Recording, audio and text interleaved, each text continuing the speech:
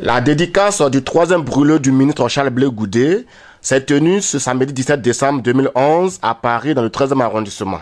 Pour donc la troisième fois, Charles Blé Goudé, leader des jeunes patriotes, proche de l'ex-président ivoirien Laurent Gbagbo, dépeint la situation sociopolitique en Côte d'Ivoire qui a atteint son paroxysme le 11 avril 2011, date de l'arrestation du président Laurent Gbagbo, aujourd'hui incarcéré dans la prison de la CPI à La Haye.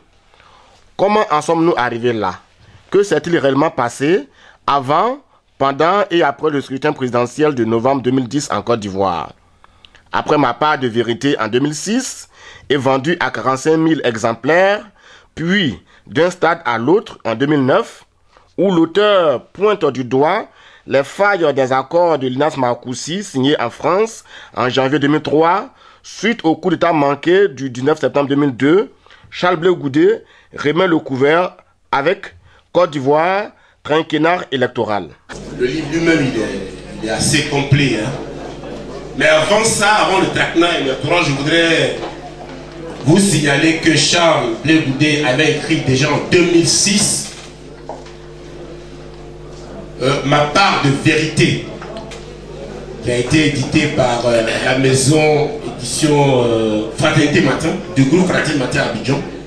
Ça a été un best-seller à Abidjan, en Côte d'Ivoire. En Côte d'Ivoire, j'ai demandé pour la petite histoire, pour être best-seller, il faut avoir vendu 6 000 exemplaires. Charles Blé Goudé en a vendu 46 000 exemplaires.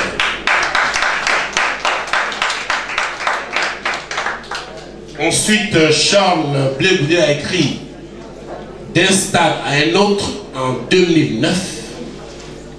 Il a écrit ce livre pour dire aux Ivoiriens, aux Africains, au monde entier que d'un stade de rugby assez musclé, ici à Marcoussis, à un stade de boîtier de football qui est lui un jeu collectif un peu plus élégant, il a écrit pour dénoncer les accords de ce qu'on appelait les accords de Linas Marcoussis. Celui-là aussi a été un best-seller. On en a vendu 26 000 exemplaires. Au jour d'aujourd'hui, Charles Blé Goudé sort Côte d'Ivoire, trinquennat électoral.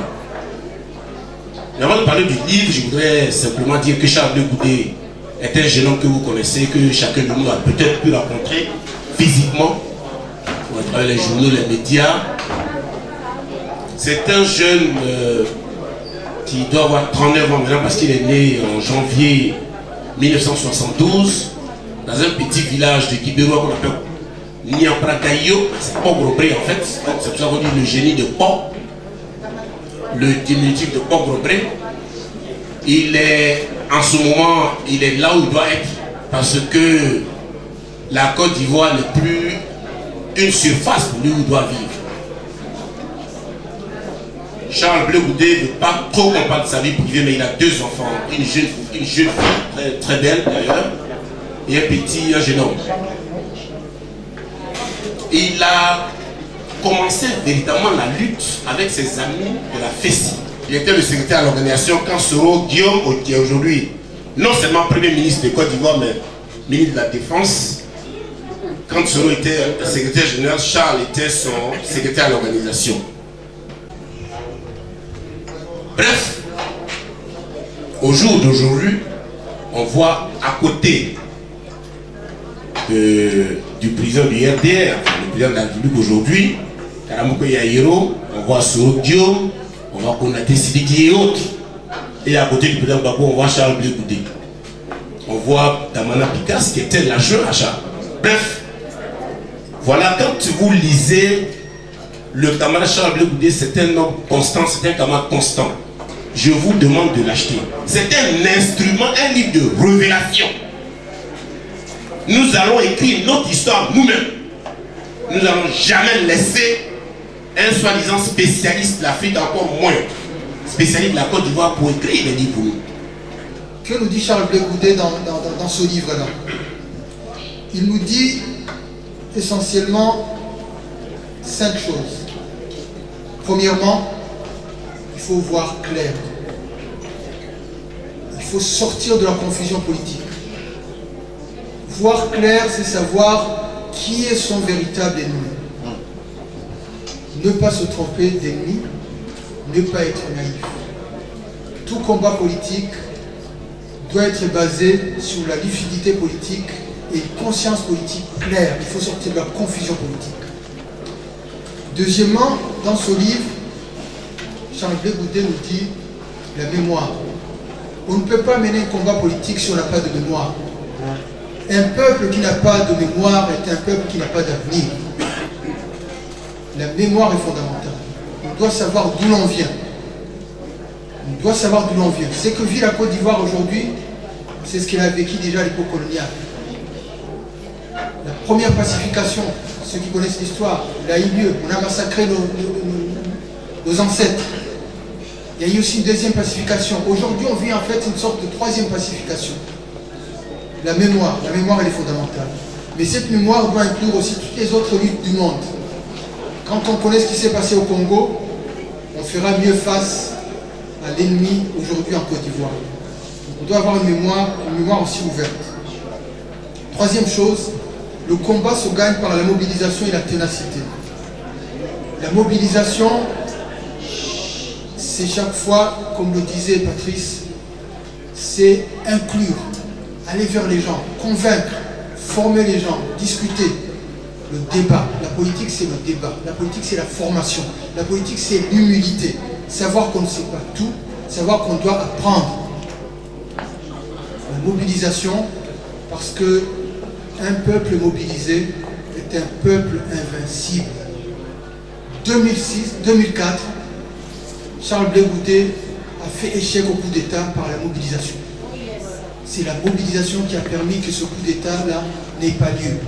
Les mains nues mobilisées ont empêché les chars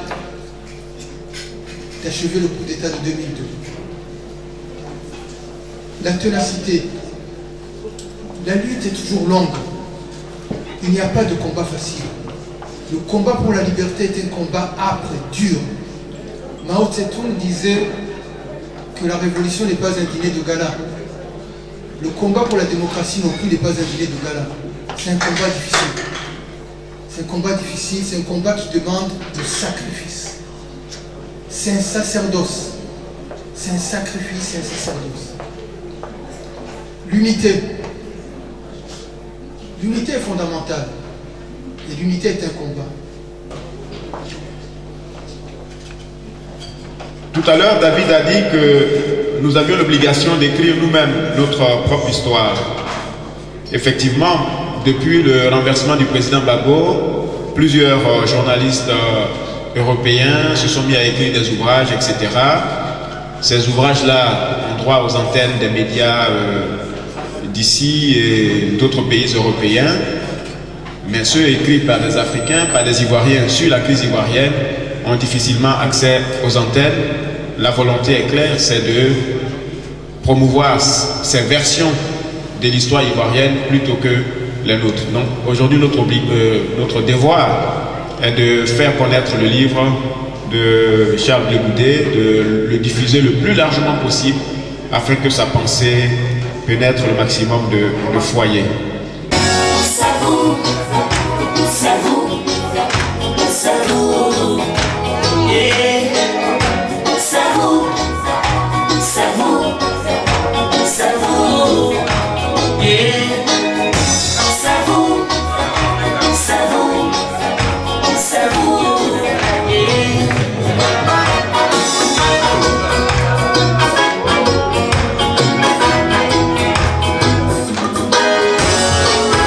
Ils sont partis dans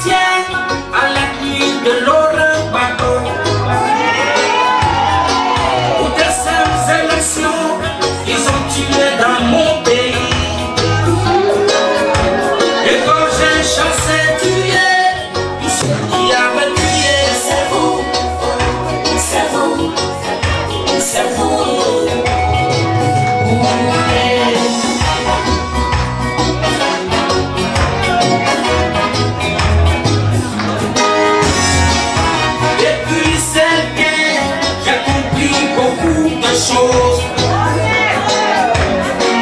Dans la réalité, nous ne sommes pas indépendants. C'est vous, qui devez sauver. C'est vous, jeunesse africaine. C'est vous. Réveillez-vous, c'est vous.